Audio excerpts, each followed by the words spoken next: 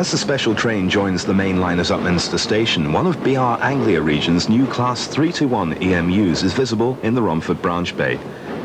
This is Network Southeast's contribution to the show, but unable to gain access to the depot for lack of any connection between the district and the Romford branch.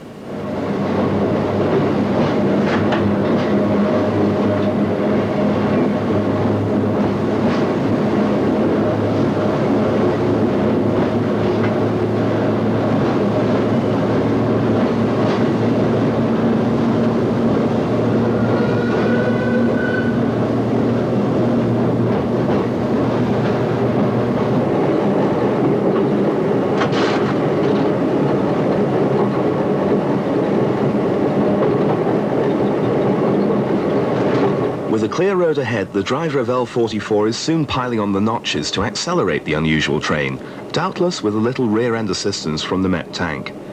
Between Upminster and Bromley by Bow, the district shares its alignment with the London Tilbury and Southend line, electrified on the 25 kV overhead system, which we can see to our left. L44, built at Doncaster in 1974, is a typical example of underground battery locos, a concept developed over a very long time scale. The control equipment differs substantially from that found on passenger units. There is no accelerating relay notching out resistances automatically. Each notch is manually selected. Also, instead of the usual two motor groupings, series and parallel, the battery loco has three: series, series parallel, and parallel. Right behind the driver we can see the traction supply changeover switch, used to select power either from the conductor rail or from the loco batteries.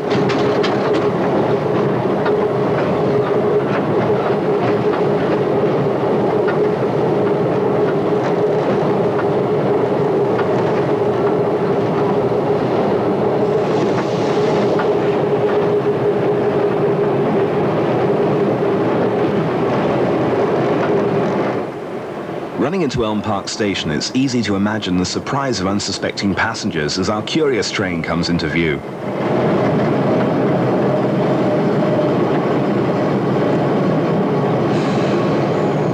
Like all underground traction units, with the exception of the Metropolitan electric loco Sarah Siddons, L44 is fitted with a deadman or DSD device.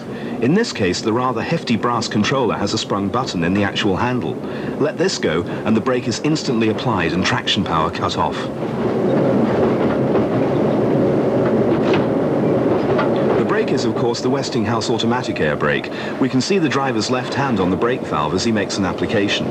Just above is the duplex gauge, indicating pressures in both the train brake pipe and the main reservoir.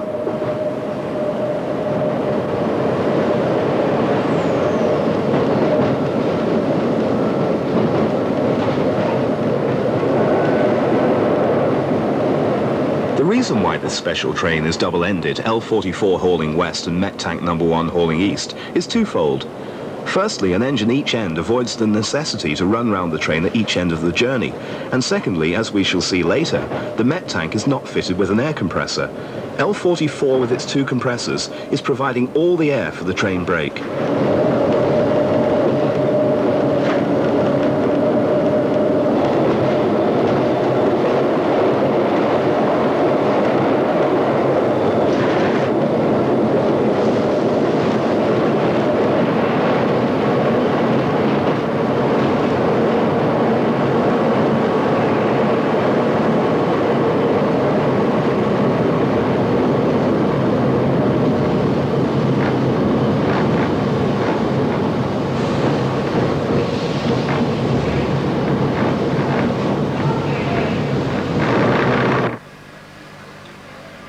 For the return working to Upminster, we joined the Quainton Road crew on the footplate of Metropolitan 044 No. 1.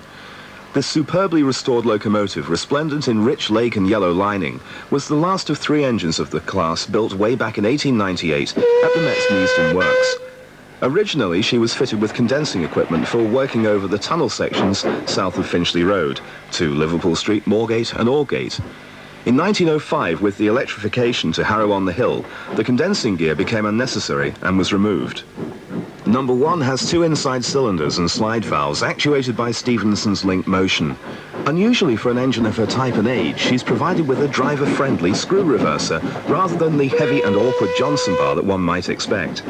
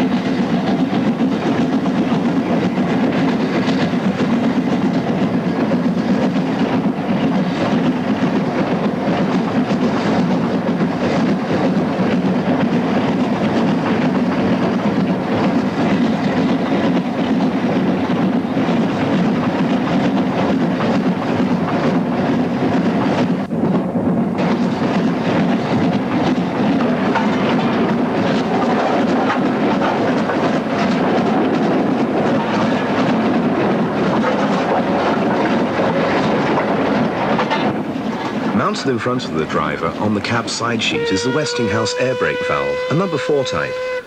To slow the train when passing through stations in accordance with LT rules, the driver brakes against power, keeping steam on, cushioning any slack in the couplings.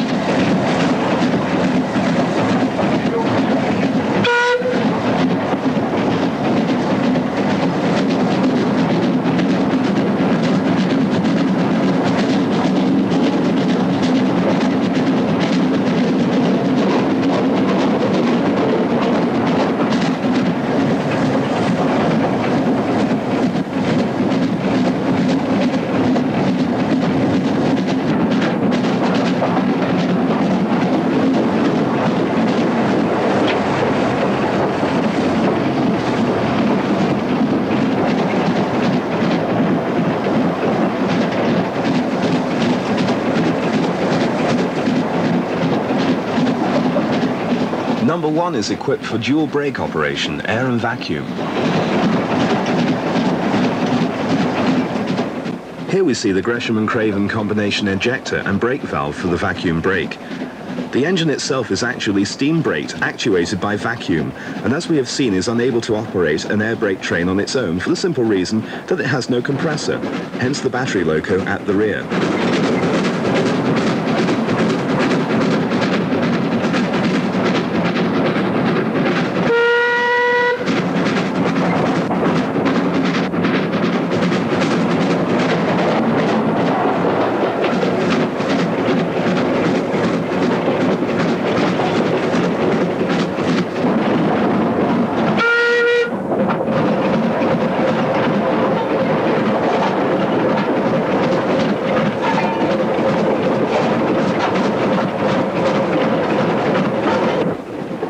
At every station between Barking and Upminster, crowds of photographers turn out to record what must surely be a unique spectacle, a Metropolitan steam locomotive at the head of a passenger train on the metals of its one-time arch rival, the District Railway.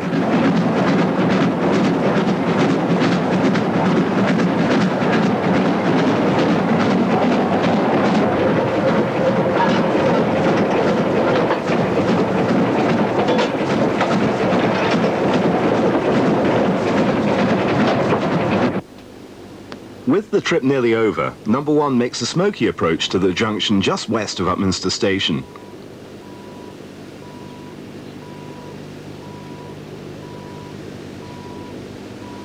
The home signal clears and the driver reopens the throttle.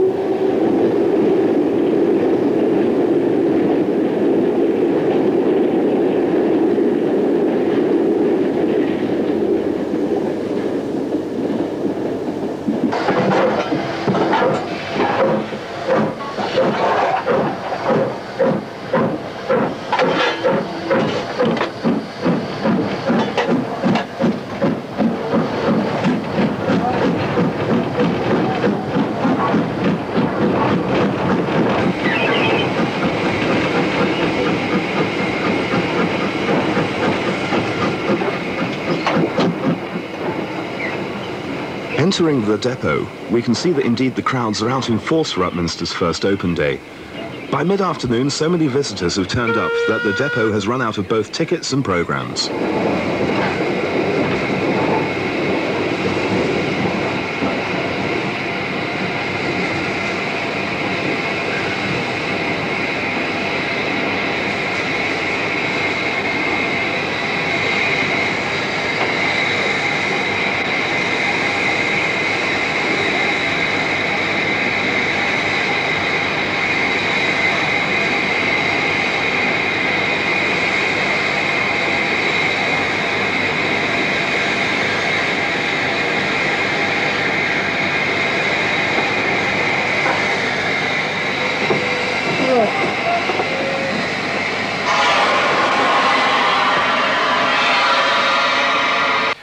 Well, we've seen some pretty interesting exotica, if you like, from the underground railway system.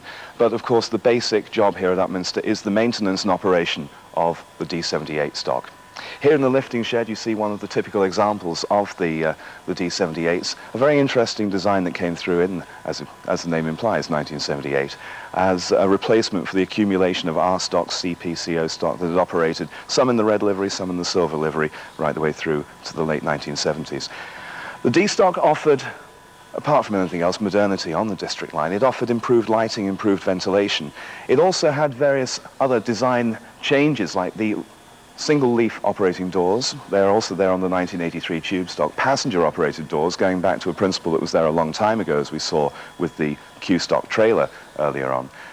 All in all, a great improvement in passenger standards on the district line, and really something that has influenced, as a bridging point, if you like, between the 1973 tube stock and the 1986 tube stock, with the new technology being embodied in surface stock. Well, as I mentioned, Upminster is one of the senior depots on the underground. It's on the district line, rather. There is a split duty to a certain extent between Ealing and also here at Upminster, but the person who's responsible for crewing and general operations side here is Bob Hill, the train crew manager here at Upminster. Bob, I've expressed briefly your duties there, but what do they extend to generally here? Yes, they extend to the manning of the trains from Upminster Depot and other places. Also, I have landlord responsibilities for the track between Upminster and East Ham. That's all the structures and the bridges and everything else. And I'm also involved with any incidents that occur on the railway.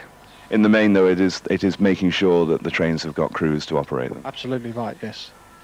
Now, obviously, we're in a slightly more engineering side here rather than the actual train operations side, but nonetheless, it's an interesting chance to see the D78 with the bogie out. So perhaps, Bob, although it's not specifically your side, maybe you could just tell us a little bit about it. The wheels are notable with the D78, aren't they? That's right, they're a lot smaller than the usual surface stock wheels.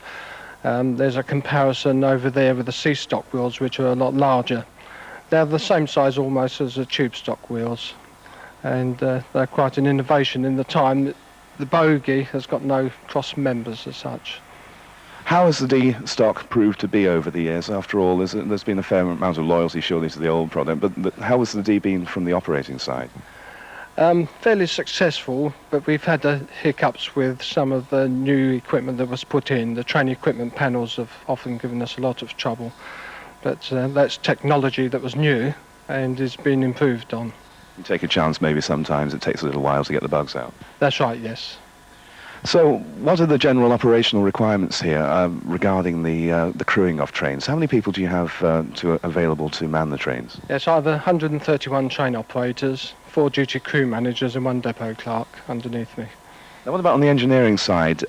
What actually is handled here in the main lifting shop? Yes, mainly it's the C-stock from the Circle and Hammersmith lines. We overhaul them, and that's done under contract. The D-stock you see here is here because of problems that we had with the motors earlier on. Now, most of the work on the D-stock is done at the other end, isn't it? At Ealing Common Depot, yes. Do you get any rivalry between the two depots? Oh yes, you do, yes. And we are better than Ealing Common Depot. But of course, you've got an interloper over there with Metropolitan stock. Now, that's an even greater rivalry, isn't it? Well, it is. We supply their stock in a fully fit condition once we overhauled it. I don't think they'd have the same capability. It goes a long way back historically, though, doesn't it, between District and Metropolitan? We're going right the way back to the days of steam in the 19th century, in a way. Absolutely. The two companies were fighting over the rights for the Circle line, and this is the problem with the Underground today. We was built as all separate railway companies, each as rivals, trying to outdo the other, so the system was never built as an integrated system. It was built as a novelty, really, and never to handle the people we handle today. Nonetheless, the integration carries on. Yes, since 1933, when the London Passenger Transport Board was formed, which also included the buses and trolley buses and trams, that's when we first became an integrated transport system. Well, many thanks indeed, Bob Hill. Thank you. Thank you. Well, there we are. We hope you've enjoyed this look around Upminster Depot, one of the major underground depots on the whole of the system. It's a chance to look behind the scenes. We hope it's been interesting to you. Our thanks go to Bob Hill, the train service manager for the district in this part of the world, and also to Jeff Hodge, the depot manager here at Upminster. We hope you've enjoyed this look behind the scenes of London Underground and the District Line in particular. Goodbye.